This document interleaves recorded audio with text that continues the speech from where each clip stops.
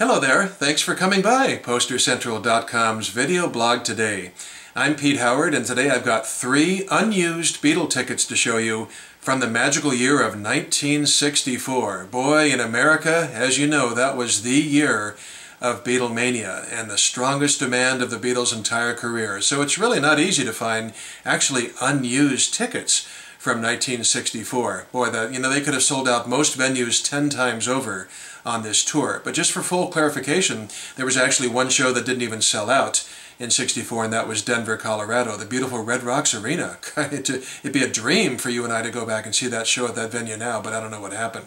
Anyway, it was the busiest year ever for the Beatles in 1964 in terms of American and North American shows. They played a long time compared to the next 2 tours in '64 and make that '65 and '66. They played, of course, the 3 shows in February, right after appearing on Ed Sullivan, a couple at Carnegie Hall, but first one in Washington, D.C., and then they came back in the summertime in August and September and did 32 concerts. So that equals 35 shows, obviously, in 1964 in North America. What's fascinating is if you add together '65 and '66, you get 35. So the Beatles played as much in '64 as the next 2 years combined. But again, with a super duper strong ticket demand due to brand new Beatlemania, you just don't find too many unused tickets. So this is it's really fun to collect them, obviously. So I have 3 to show you today from '64. I'm going to do it in chronological order, and all 3 of them fall interestingly toward the end of the '64 tour. First, we've got this one from September 11th and Jacksonville, Florida. Watch the glare there. I have it in here because it's in great condition. Really a handsome ticket, just really great looking. It's got a lot going on for it. It's got 3 colors for one thing. The blue ticket, the black ink, and then an added red ink, which is really nice. It's got a great radio station logo on there, which really adds to its eye appeal. And of course the Beatles photo, which you just don't see on many tickets. And there it is. Those 3 elements really set this ticket apart nicely. It's really highlights the ticket. It's really a beauty. It really is. Instead of just having black ink on blue paper, you almost can't overstate the importance of that 3rd color, that red ink. And especially when used on the photograph, it just really makes this ticket sing. I'm sure you agree as you're seeing it. And then again, you've got that radio station logo. See that gorilla on there? That's the Big Ape. WAPE in Jacksonville, Florida. What a great logo for a radio station, right? Probably had a morning zoo before almost anybody else. Interestingly, on that, I don't know if you can make it out, but on that gorilla logo, I don't know, I imagine it's on all the tickets because the way the presses ran, you had a little glitch and it appeared on all tickets, but one of his eyes and the top of his head is missing. But of course most people don't notice that. They're so busy looking at the picture of the Fab Four, but it's just sort of, cute to notice. And speaking of the picture, of course, it's the Diesel Hoffman photo from 1963 that all of us first-generation Beatle fans just love, since it was the one used on the first Capitol single, I Want to Hold Your Hand, and I Saw Her Stare. Saw her standing there. I gotta slow down, Pete. Come on, I get so excited. So this unused ticket from '64 is scarce, like all of them, but not quite as scarce, perhaps, as the others, because there was actually 32,000 tickets sold for this, but 9,000 no-shows. That's right, 9,000 people didn't appear because of extensive damage from Hurricane Dora. And so a lot of, parents and their kids and stuff just had to stay home. They couldn't get to the Gator Bowl Stadium. And I was thinking, can you imagine how many disappointed kids there were in 1964? The parents saying, I'm sorry, the roads are too risky, or there's too much debris or something, and the kids are just so upset. And what would the parents say? We'll go next year, The Beatles aren't done. We'll go next year. Well, as my ticket shifts, if you know your Beatle history, unfortunately, '64 was not only the only time they ever visited Jacksonville. Heck, they never even came to the state of Florida again. So there's probably a lot of unhappy baby boomers now who have an unused ticket, but don't have the memory of seeing the Beatles because they were going to wait till next year. But in Florida, there was no next year. I imagine most of the people did send the ticket back in for refunds, but probably quite a few were saved as well. So this was September 11th. If we go ahead 2 days to September 13th, whoops, we have this green unused ticket for the Beatles in Baltimore, Maryland, as I can get it up into the frame here. And there it is, another 1964 only visited city. In fact, all three tickets I'm showing you in this video, the Beatles played only in 1964, never to return again. Now this ticket's kind of interesting. The last one I showed you, the Beatles were rather prominent, but this says the Beatles in person. And it's modest type. It's a relatively small type size. In fact, it's small. Let's just be honest.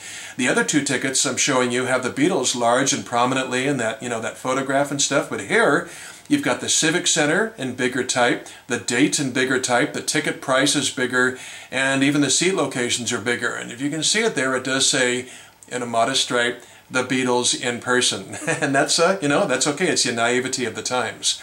So Baltimore actually got the Beatles twice, afternoon and evening show on the same date, and this one is the 7:30 evening show. So that is why this ticket has two blue stripes, so that ticket takers could easily see that you were handing them a ticket for the second show as you went in. And of course the afternoon show had just one blue stripe. Okay, and the third unused 1964 ticket, third and final to show you, is one from Kansas City, Missouri, September 17th. Ah, yes, the famous Added On show. Now, I have a video blog from actually at least a couple of years ago up where I run through 15 unused Beatles tickets that go back as far as 1962, and I popped this ticket into there, so I won't be redundant, I won't say anything, and I won't spend too long on it, but it's it's still worth showing if you're showing obviously unused 1964 tickets. But this one is unbelievable in the fact that it's $8.50. Holy cats! That is simply the most expensive ticket in U.S. Beatles history. $8.50. Crazy.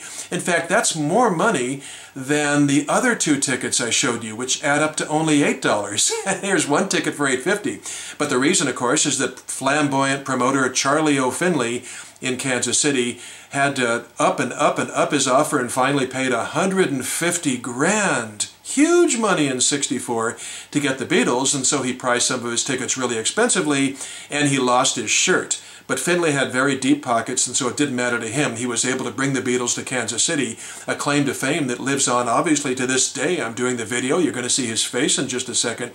So it was historically a very good move for Finley because, of course, the Beatles' importance in U.S. history is so important. So, you've got a green and white ticket here, which sort of matches the Kansas City Athletics uniforms. Finley was the owner of the Athletics and a big baseball owner at the time, but there's no gold trim on the ticket like there was on the Athletics uniforms. Now, in closing, I want to mention one other thing about Kansas City. It's crazy. By paying the Beatles $150 grand, it comes out to $5,000 a minute for the Beatles for their set on this day. Do you realize just 13 months previously, 13 months prior, the Beatles played their last show at the Cavern Club in Liverpool, and I think they got 300 pounds, so I equated that to something like $5 a minute. $5 a minute at the Cavern, 13 months later, $5,000 a minute in Kansas City. Absolutely crazy stuff. Anyway, I mentioned that when I showed you Jacksonville, it's something that it's not common to have the Beatles picture on the ticket. And of the 70 shows, 70 North American shows on their 3 tours, only 13 tickets have the Beatles picture on there. Obviously not this one. So obviously 4 Beatles, 13 tickets, that's 52 Beatle faces, right? Evenly distributed across their touring of America as far as, So no, it was a 4-way draw. No Beatle appeared more than another, obviously, right? That's sort of stating the obvious. However, how well do you know your Beatle tickets? Because we actually do have a winner. We do not have a dead even draw. That's right. Because, dun, dun, dun, dun, I told you Charlie Finley's picture would appear in a moment. There's Ringo, winning out by a nose. Sure, it's a picture of a picture, but it's Ringo. Who cares? And of course, that's Charlie Finley and probably his secretary or something, with him having a Beatle wig on. But he was a flamboyant promoter. This is fun.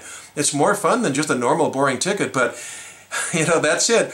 That's it. So each of the Beatles appeared on a U.S. ticket, North American ticket, 13 times, and Ringo did it 14 times. Thanks to crazy Charlie O in Kansas City, Missouri. So it's great to show you this ticket again today. Thanks a lot for dropping by. Take care, and we'll see you next time soon. Bye-bye.